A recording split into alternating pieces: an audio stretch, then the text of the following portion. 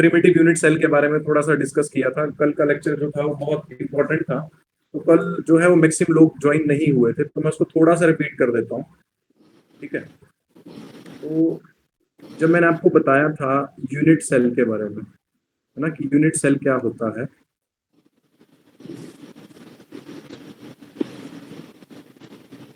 Okay, unit cell के बारे में मैंने आपको बताया था। तो यूनिट सेल क्या होता है, जैसे मेरे पास ये लैटिस पॉइंट्स हैं, है ना। ये लैटिस पॉइंट्स में किसको बोलता हूँ? ये लैटिस पॉइंट्स में एटम्स को बोलता हूँ। ठीक है जी। जब मैं इन एटम्स को मिलाता हूं तो मेरे पास एक यूनिट सेल जनरेट होता है। तो यूनिट सेल क्या हो गया? जब मैं लैटिस पॉइंट्स को मिलाऊंगा तो लैटिस पॉइंट से एक यूनिट सेल जनरेट हो गया, और यूनिट सेल को जब मैं बहुत सारे यूनिट सेल को मिला दूंगा तो मेरे पास एक क्रिस्टल लैटिस बन जाएगा इस तरीके से। आप इस चीज को ऐसे समझ सकते हो, मान लिया कि ये आपके घर की बिल्डिंग है। ठीक है जी, इसमें बहुत सारे कमरे हैं, मान लिया कि ये 4 कमरों की बिल्डिंग बना दी मैंने इस तरीके से। तो इसमें जो आपका कमरा दिख रहा है वो क्या है? एक यूनिट सेल है। और जो आपका पूरा घर दिख रहा है वो क्या है? वो क्रिस्टल लैटिस है। ठीक है जी। अब आपका रूम किन चीजों से मिलकर बना होगा? वो ब्रिक्स से मिलकर बना होगा, तो वो ब्रिक्स क्या है? वो लैटिस पॉइंट्स हैं। ठीक है जी। तो इस तरीके से मैंने आपको यूनिट सेल के बारे में कल बताया था। अब जो यूनिट सेल होता है वो दो तरह का होता है। एक होता है मेरे पास primitive unit cell. Primitive unit cell. Primitive unit cell एक ऐसा यूनिट सेल होता है जिसमें एटम्स कॉर्नर पर ही प्रेजेंट होते हैं। ठीक है जी। प्रिमिटिव यूनिट सेल एक ऐसा यूनिट सेल होगा जिसमें एटम्स कॉर्नर्स पर ही प्रेजेंट होंगे। इसका क्या मतलब हुआ? इसका ये मतलब हुआ, जैसे मेरे पास ये एक क्रिस्टल लैटिस है। अब अगर मैं इसमें क्या कर रहा हूं, देखो मैंने कल आपको क्यूब के बारे में भी कुछ बातें बताई थी, आज भी वो रिपीट कर देता हूं कि जो क्यूब होता है, क्यूब में 8 कॉर्नर होते हैं और फेसेस कितने होते हैं? 6 फेसेस होते हैं। तो अगर लास्ट क्लास की पीडीएफ यहाँ पे होगी कहीं पे तो वहां पे मैं आपको ये सारी चीजें बता देता हूँ। ये देखो, ये कल मैंने सब कुछ डिस्कस किया था। सबसे पहले आपको क्यूब के बारे में बताया था कि क्यूब में 8 कॉर्नर होते हैं। ठीक है जी। फेसेस कितने होते हैं? क्यूब में 6 फेसेस होते हैं। एजेस और साइड्स कितनी होती हैं? क्यूब में 12 होती हैं। ठीक है। फिर मैंने कल की क्लास में ये दो तरह के यूनिट सेल आपको, जैसे जो आज डिस्कस कर रहा था, प्रिमिटिव यूनिट सेल और non primitive unit cell. Primitive unit cell का मतलब हो गया कि एक ऐसा यूनिट सेल जिसमें एटम्स केवल और केवल कहां पे प्रेजेंट होंगे? कॉर्नर पर ही प्रेजेंट होंगे। ऐसे यूनिट सेल को मैं क्या बोलता हूं? Primitive unit cell. So, a primitive unit cell is a type of cell in which atoms are placed only at the corners. ठीक है जी। ये बात मैंने आपको कल भी बताई थी। जो आज नए ज्वाइन हुए हैं वो इस बात को समझ सकते हैं। ठीक है जी। ओके। अब अब हम ये देखेंगे, मान लिया कि जैसे मैं यहीं पे ही थोड़ा सा आपको और इसमें एक्सप्लेन करता हूँ। जैसे मान लिया कि ये हमने क्यूब बनाया इस तरीके से।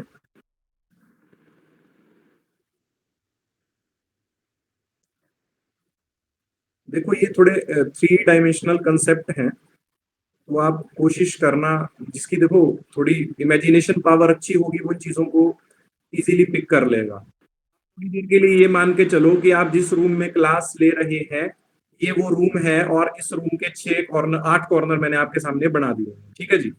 अब अगर आपसे ये पूछता हूं, अब आपको पता है कि जो एटम्स होते हैं, atoms are spherical in nature. Atoms का नेचर कैसा होता है? स्फेरिकल नेचर का होता है। तो मान लिया यहां पर ये एटम इस तरीके से पड़ा हुआ है।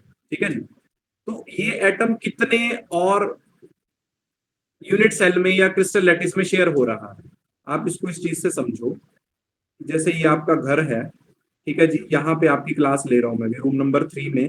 यहाँ पे एक कॉर्नर पकड़ लो अपने रूम का कोई भी, यहाँ पर ये मैंने एटम प्लेस करके रखा है। ठीक है जी। इसके साथ में एक रूम होगा, इसके एडजेसेंट भी रूम होगा, और यहाँ पर भी एक रूम होगा। ठीक है जी। और ऐसा ही सिनेरियो इसके ऊपर भी है, मतलब 4 रूम नीचे हैं, 4 रूम ऊपर है। तो मुझे एक बात बताओ कि ये जो कॉर्नर वाला एटम है जिसको मैं यहां पर भी बना रहा हूं, वो बताओ कितने रूम्स में शेयर हो रहा है?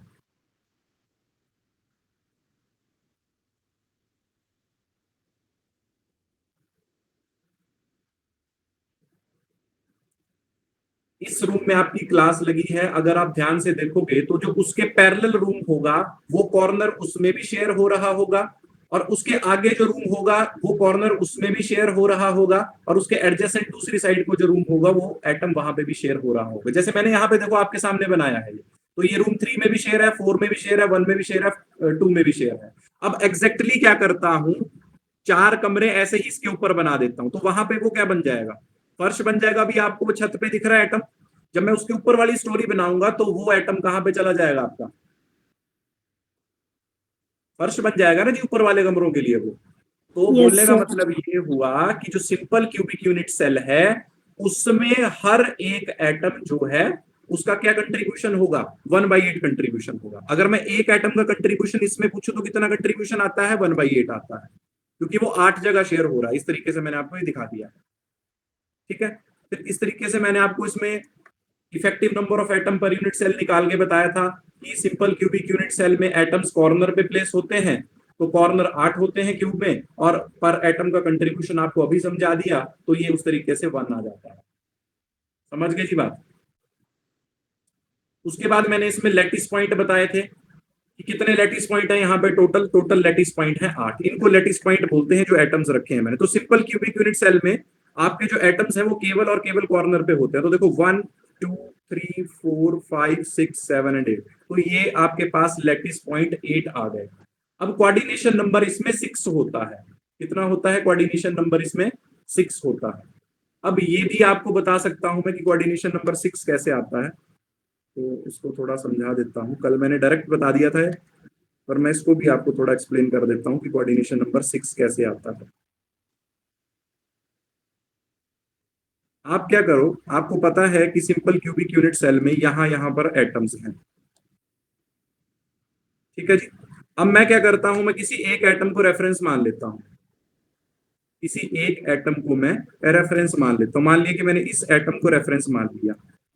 अब जब मैं से एक स्टेप चलूंगा तो मुझे एटम मिलना चाहिए। इसके नियरेस्ट नेबर कितने, कोऑर्डिनेशन नंबर का मतलब हो गया इसके नियरेस्ट नेबर, ठीक है जी। तो जब ये एक डायरेक्शन में गया तो उसको यहाँ पे एक एटम दिखाई दिया, दूसरी साइड गया दूसरा एटम दिखाई दिया, तीसरी साइड गया तीसरा एटम दिखाई दिया। इसी तरीके से जब ये ऊपर जाएगा तो इसको एक एटम यहां पर दिखाई देगा, जब ये इस डायरेक्शन में जाएगा तो एक एटम यहां दिखाई देगा, जब ये इस डायरेक्शन में आएगा तो एक एटम यहां दिखाई देगा। तो इस एटम के नियरेस्ट नेबर कितने हो गए जी, इस एटम के नियरेस्ट नेबर 6 हो गए, तो यहां पर कोऑर्डिनेशन नंबर 6 आ गया। क्या ये बात आपको क्लियर हुई या नहीं?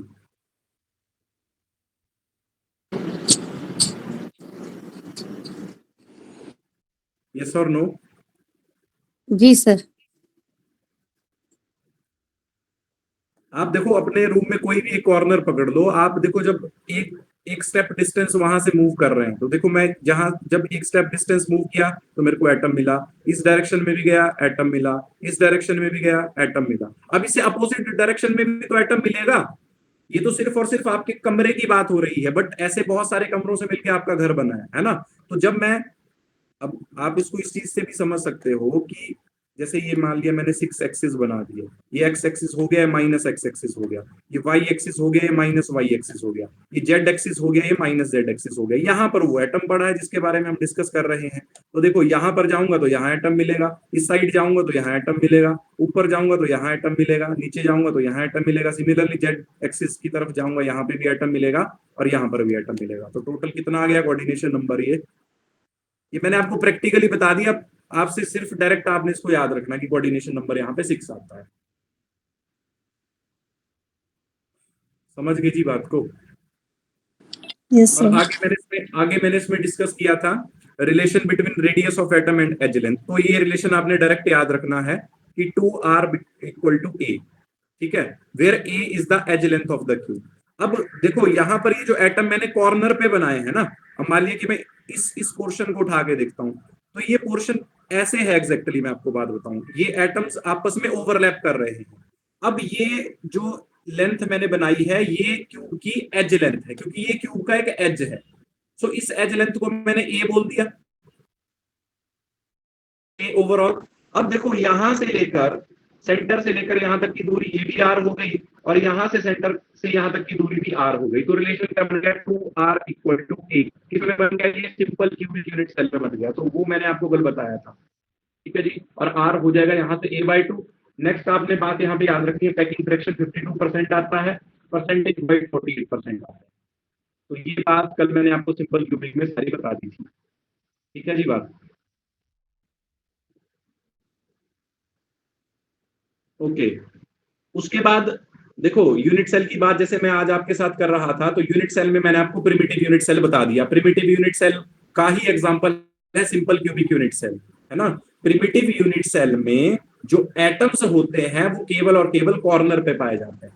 ठीक है जी, अब बात करूंगा नॉन प्रिमिटिव यूनिट सेल की। तो नॉन प्रिमिटिव यूनिट सेल में हमारे पास दो टाइप के यूनिट सेल आते हैं, एक आता है face centred cubic unit cell, दूसरा आता है body centred cubic unit cell. तो जो face centred cubic unit cell होता है उसमें एटम्स कॉर्नर पर तो होते ही हैं, कॉर्नर के अलावा फेसेस पर भी होते हैं। समझ गए जी बात को। Face centred cubic unit cell में एटम्स कॉर्नर पर होते हैं और फेसेस पर होते हैं। तो देखो कॉर्नर तो क्यूब में 8 ही होंगे। अगर एफसीसी की बात करता हूं तो क्यूब में कॉर्नर कितने होते हैं जी, 8 होते हैं। अब जो कॉर्नर वाले एटम है उनका कंट्रीब्यूशन आपको आज समझाया कितना होता है, 1/8 होता है। फेस कितने होते हैं क्यूब में, फेस होते हैं 6, और फेस में कंट्रीब्यूशन पर एटम कितना होता है जी, 1/2 होता है। फेस पे कंट्रीब्यूशन पर एटम कितना होता है, 1/2 होता है। आप इस चीज को इस तरीके से समझ सकते हो, मान लिया जिस रूम में आप क्लास ले रहे हो, कोई भी दीवार उस रूम की देख लो, वहां पर अगर कोई स्फेरिकल एटम प्लेस होगा, है ना, मान लिया कि ये इस रूम में क्लास लगी है, यहाँ पर कोई स्फेरिकल एटम है, तो वो केवल और केवल 2 कमरों में ही शेयर होगा, तो इसीलिए उसका कंट्रीब्यूशन 1/2 आता है। ठीक है जी, तो एफसीसी के लिए जो जेड आता है वो कितना आ जाएगा, यहां से आ जाएगा 1 प्लस यहां से आ जाएगा 3। तो जेड की वैल्यू आपने याद रखनी है कि कितनी आती है एफसीसी के लिए, 4 आती है। What is Z, Z is basically effective number of atom per unit cell. ठीक है, तो ये वैल्यू 4 आती है। अगली बात, जैसे वहां पे आपको सिंपल क्यूबिक में कोऑर्डिनेशन नंबर 6 बताया, इसमें 12 होता है। ठीक है जी, relation between radius of atom and edge length, ये रिलेशन आता है 2r इक्वल टू √2a। ये √2a क्यों आता है, क्योंकि देखो जो फेस डायगोनल होता है वो √2a के बराबर होता है। मान लिया कि ये दीवार है ना, अब इस दीवार में ये आ गया फेस डायगोनल, तो ये फेस डायगोनल होता है √2a के बराबर। तो यहाँ पे रिलेशन बन के आता है 2r इक्वल टू √2a/2, और r को अगर यहाँ पे ही रखूंगा तो ये 2 यहाँ चला जाएगा, तो r बन जाएगा √2a/4। तो इस तरीके से आता है। This is all about FCC. अब एफसीसी में मैंने आपको परसेंटेज पैकिंग फ्रैक्शन बताया था, ये आपको डायरेक्टली याद रखना है, 74%। परसेंटेज वाइड का मतलब होता है कि खाली स्पेस कितना बचा। तो इतना कुपाई जब हो गया है तो 100 में से जब इसको माइनस कर दूंगा तो वो परसेंटेज वाइड आ जाएगा या एम्प्टी स्पेस आ जाएगा। ठीक है जी, फिर आपको बीसीसी बताया था इसी तरीके से। अब बीसीसी में क्या होता है, एटम्स कॉर्नर पर होते हैं और एक एटम जो होता है वो बॉडी सेंटर में होता है, बिल्कुल सेंटर में। मान लिया जो आपका रूम है उसमें 8 कॉर्नर आपको दिखाई दे रहे हैं, उन 8 कॉर्नर पर एटम प्रेजेंट है। अलोंग विद दैट एक एटम जो है वो रूम के बिल्कुल सेंटर में पड़ा हुआ है, जिसका पार्टिसिपेशन आपके रूम में 100% है। तो यहाँ पे देखो जेड इफेक्टिव जब निकाला तो ये कॉर्नर वाले एटम आ गए, है ना, 8 एटम, और कॉर्नर वाले एटम का कंट्रीब्यूशन 1/8 होता है, तो इस तरीके से ये 1 आ गया। और ये जो बिल्कुल बीचों बीच आपके रूम के सेंटर में एटम पड़ा है वो केवल और केवल आपके रूम में ही शेयर हो रहा है, तो उसका कंट्रीब्यूशन 100% होगा, तो इसलिए उसको 1 ही लिखा। तो जेड इफेक्टिव यहाँ पे 2 आता है, आपने याद रखना है। सिमिलरली कोऑर्डिनेशन यहाँ पर 8 आता है, और ये जो relation between radius and edge length है वो √3a/4 आता है। ये सब मैं करवा चुका हूँ। और पैकिंग फ्रैक्शन 68% और परसेंटेज वाइड 32% आता है।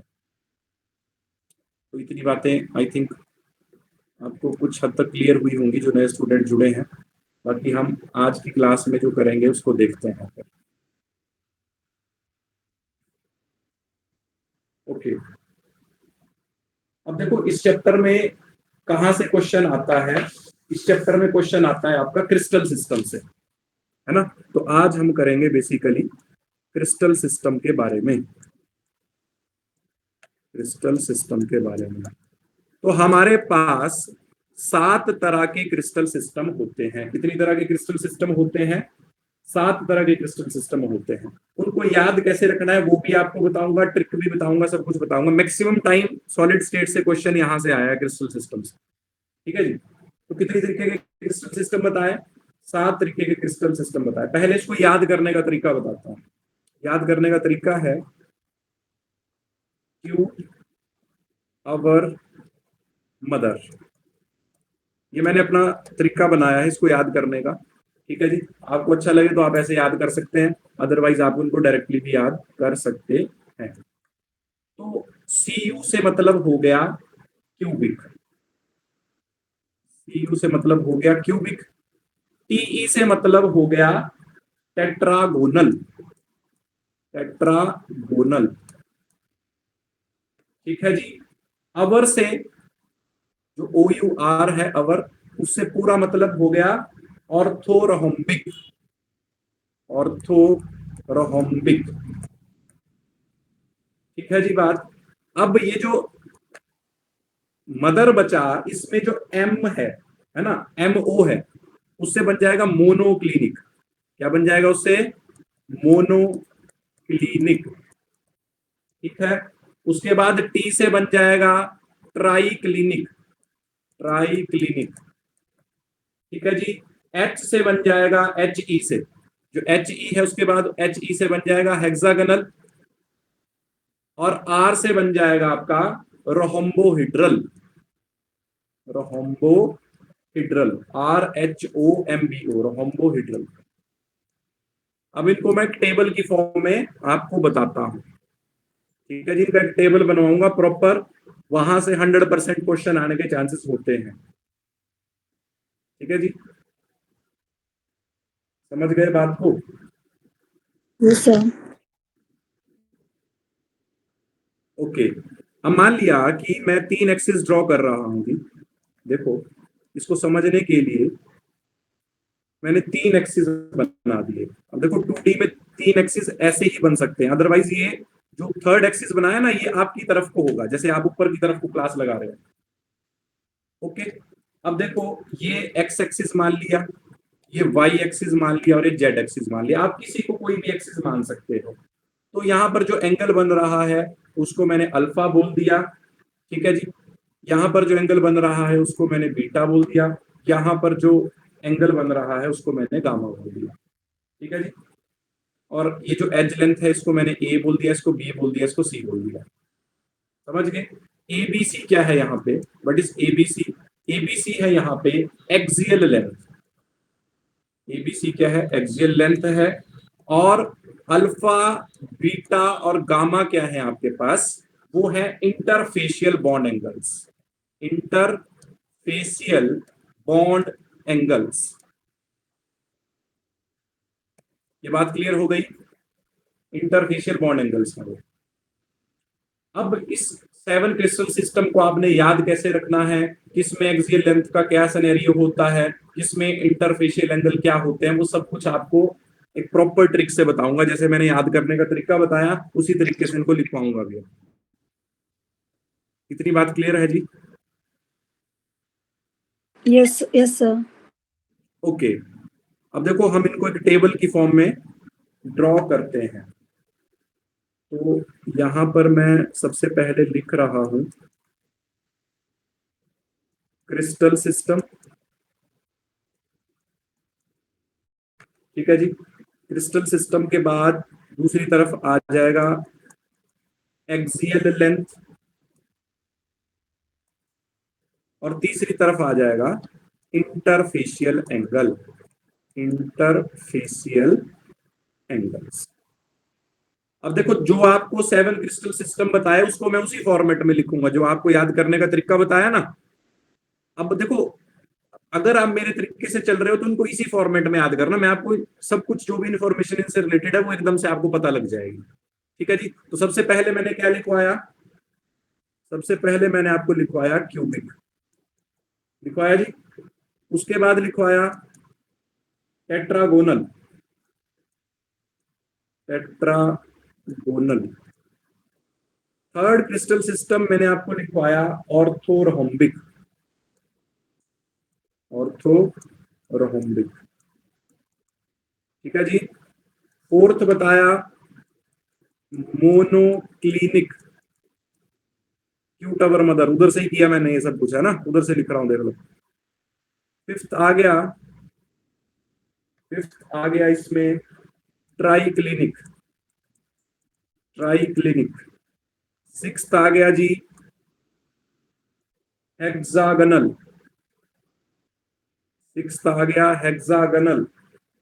और सेवंथ आ गया आपके पास रोहम्बोहिड्रल। कौन सा आ गया? रोहम्बोहिड्रल आ गया जी। ठीक है, ये 7 तरह के क्रिस्टल सिस्टम आ गए। अब देखो याद करने का तरीका, जो एक्सियल लेंथ है ना, अगर क्यूबिक सिस्टम की बात करता हूं, क्यूबिक सिस्टम में A equal to B equal to C, मतलब हर डायरेक्शन की axial length cubic crystal system में बराबर होती है। और अगर इंटरफेशियल एंगल की बात करता हूं तो इसमें alpha will be equal to beta will be equal to gamma will be equal to 90 degree होते हैं। अब देखो यहां पे सारी चीजें बराबर है। ठीक है जी, तो इस क्रिस्टल को क्या बोलते हैं? Most symmetric crystal system. ऐसा क्वेश्चन भी पेपर में आ सकता है। तो जो मैंने आपको क्यूबिक क्रिस्टल सिस्टम बताया, वो कैसा क्रिस्टल सिस्टम है बताओ जी? Most symmetric, crystal system. अब इसको मोस्ट सिमेट्रिक क्रिस्टल सिस्टम मैंने क्यों बोला? क्योंकि क्यूबिक क्रिस्टल सिस्टम में हर डायरेक्शन की एक्सियल लेंथ भी बराबर है और उनके बीच के इंटरफेशियल एंगल भी बराबर हैं, और वो कितने होते हैं? वो 90 डिग्री के बराबर होते हैं। ये बात सबको क्लियर हो गई? Yes sir. Okay, next system है टेट्रागनल। ठीक है जी, तो टेट्रागनल में देखो A equal to B equal to C. अब इसमें ए इक्वल टू बी तो होता है, but B is not equal to C होता है। ठीक है जी, यहां पे सिनेरियो सेम रहता है। नेक्स्ट चलता हूं ऑर्थोरोम्बिक पे, उसमें कोई भी एक्सियल लेंथ बराबर नहीं होती है, जबकि यहां पे सिस्टम वैसे ही रहेगा, alpha will be equal to beta will be equal to gamma will be equal to 90 degree. ये बात समझ में आई? तो 3 याद हो जाएंगे ऐसे। Yes yes sir. अब देखो, वैसे ऐसा किताबों में कोई कंसेप्ट नहीं है, मैंने याद रखने के लिए एक चीज इसमें और इंट्रोड्यूस की है, नंबर ऑफ अनइक्वल्स, है ना। नंबर ऑफ अनइक्वल यहाँ पे 0 है, यहाँ पे कितने हुए नंबर ऑफ अनइक्वल? 1, यहाँ पे नंबर ऑफ अनइक्वल कितने हुए? 2। ऐसा ही हुआ जी। अब चलते हैं मोनोक्लिनिक पे। मोनोक्लिनिक पे भी ये बात चलती है, A will not equal to B will not equal to C. तो नंबर ऑफ अनइक्वल 2 हो गए, एक ये हो गया और एक ये हो गया। ठीक है जी बात। अब इस साइड का सिनेरियो बदलने लगेगा, पहले 3 के लिए सेम रहा, अब यहां पे ये सिनेरियो बदल जाएगा आपका। देखो, alpha will be equal to gamma, beta will not equal to 90 degree. मतलब अल्फा और गामा 90 डिग्री के होंगे, जबकि बीटा जो है वो 90 डिग्री का नहीं होगा।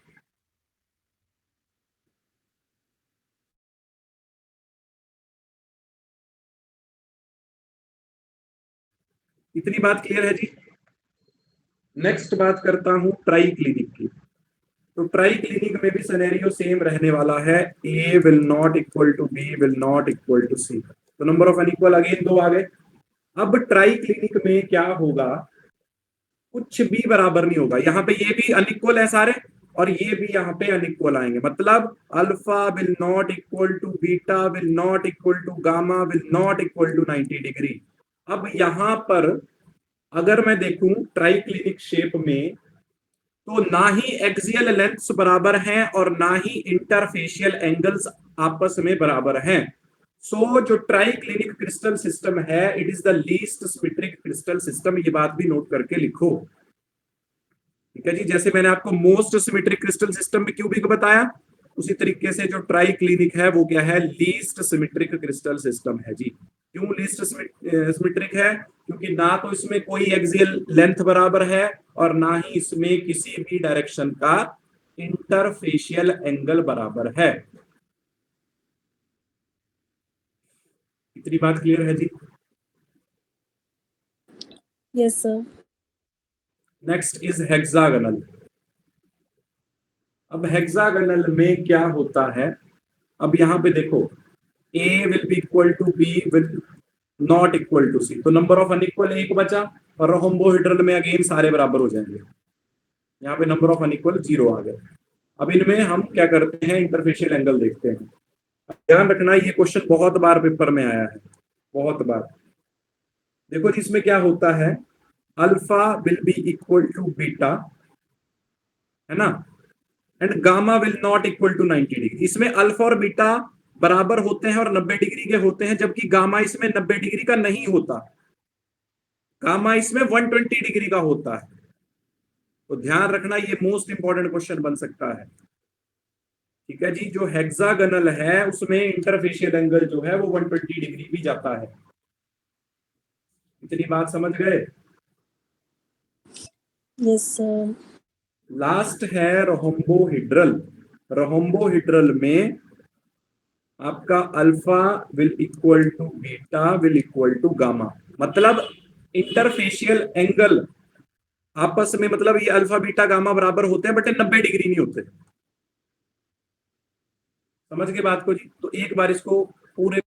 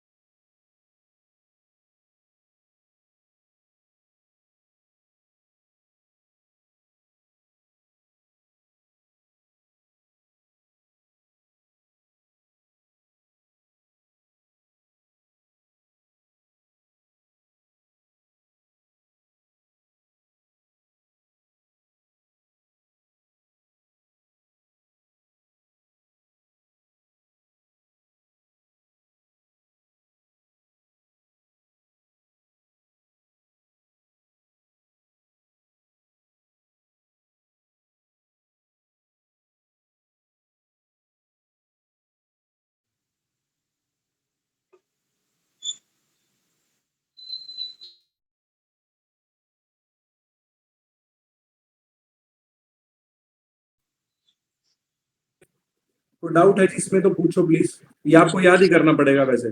सर क्वेश्चन किस टाइप का पूछेंगे, इसमें क्या पूछेंगे क्वेश्चन का? इसमें मैम आपसे क्वेश्चन इस तरीके से पूछ लेंगे ना कि आपको या एक्सियल लेंथ दे देगा या आपसे इंटरफेशियल एंगल दे देगा, और ऑप्शंस में बना के दे देगा, जैसे क्यूबिक में होता है या टेट्रागोनल में होता है, ऑर्थोरोम्बिक में होता है, मोनोक्लिनिक में होता है। करेक्ट ऑर्डर पूछ लेगा, चाहे वो एक्सियल लेंथ का पूछ ले चाहे इंटरफेशियल एंगल का पूछ ले। ओके सर, और अगला एक क्वेश्चन मैंने आपको नया फ्रेम करके बता दिया कि मोस्ट सिमेट्रिक क्रिस्टल सिस्टम कौन सा होता है, 4 ऑप्शन दे देगा। लीस्ट सिमेट्रिक क्रिस्टल सिस्टम कौन सा होता है, 4 ऑप्शन दे देगा। उस तरीके से क्वेश्चन बन सकता है यहाँ से। समझ गई थी बात को? yes sir, अब इनमें एक और चीज मैं आपको नई इंट्रोड्यूस करके देता हूं, इनके एग्जाम्पल जो आपको याद रखने पड़ेंगे।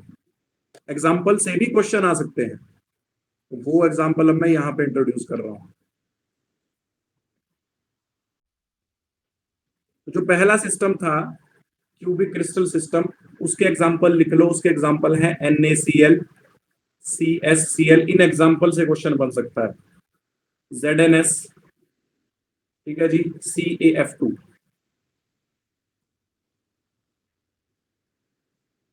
ठीक है जी, इतनी बात क्लियर हो गई?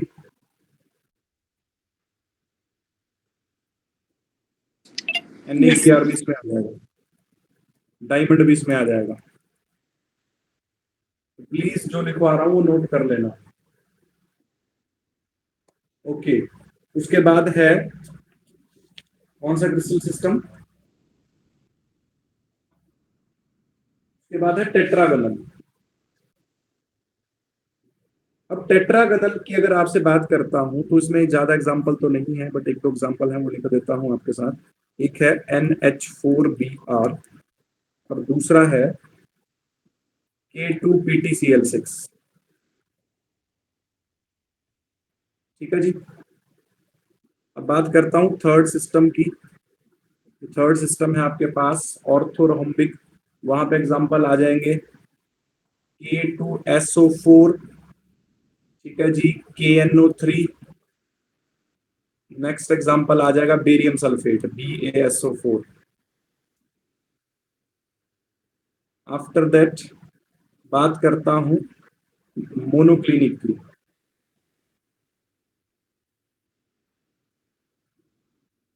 तो मोनोक्लिनिक की अगर बात करता हूं तो मोनोक्लिनिक में KClO3 इसका एग्जांपल है। ठीक है, ये याद रखना, सिंगल ही एग्जांपल है। उसके बाद अगर ट्राई क्लिनिक की बात करता हूं तो ट्राई क्लिनिक में कॉपर सल्फेट 5 वाटर, ये इसका एग्जांपल है। ठीक है जी। या पोटाशियम डाइक्रोमेट K2Cr2O7, ये भी इसका एग्जांपल है, ये भी याद रखना। आगे आ गया हेक्सागनल। तो हेक्सागनल में आपके पास silver iodide AgI, silicon carbide SiC, mercurous sulphate HgS, ये इसके एग्जाम्पल है। ठीक है बात। और जो लास्ट बच गया अपने पास दैट इज रोम्बोहिड्रल, उसमें एग्जाम्पल आ जाएंगे NaNO3 और दूसरा एग्जाम्पल आ जाएगा कैल्साइट CaCO3, कैल्शियम कार्बोनेट, इसको कैल्साइट भी बोलते हैं। ठीक है जी। तो ये देख लो सारा जो आज मैंने कराया।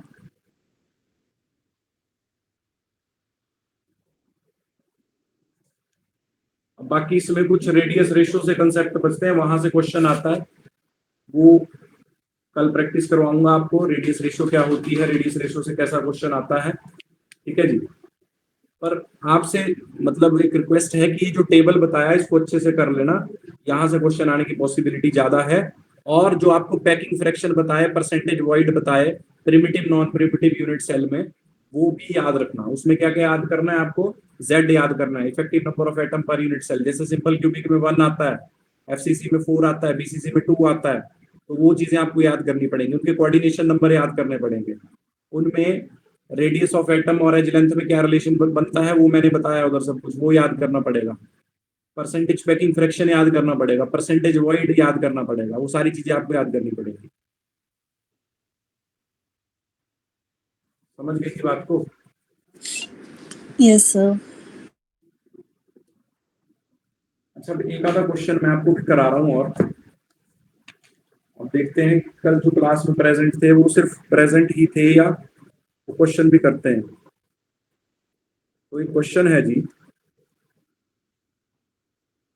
जो ए एटम्स हैं वो क्यूब के ईच कॉर्नर पे प्रेजेंट हैं, और जो बी एटम है वो ईच फेस सेंटर पे प्रेजेंट है।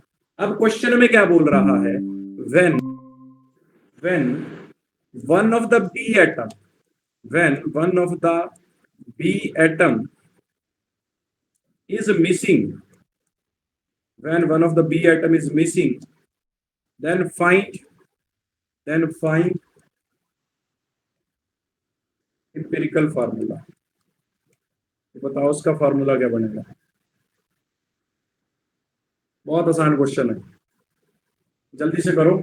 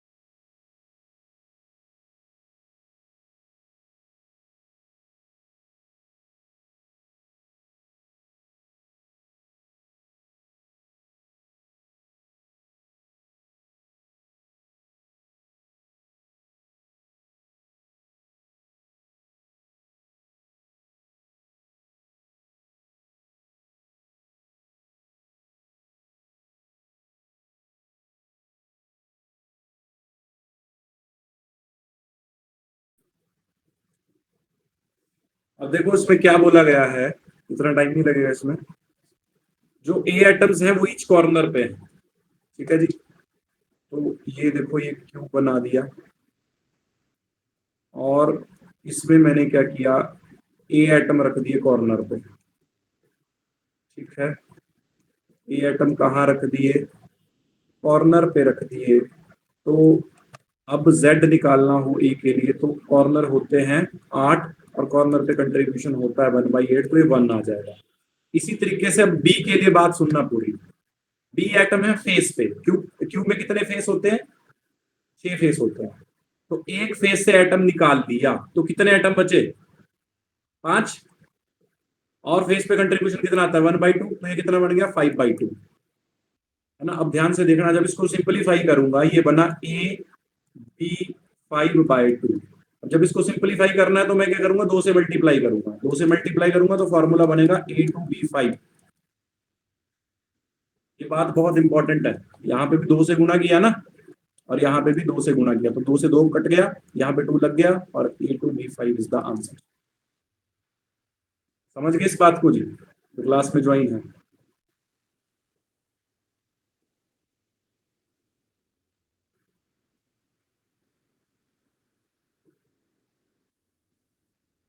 दैट्स ऑल फॉर टुडे, बाकी कल नेक्स्ट क्लास में करवाऊंगा।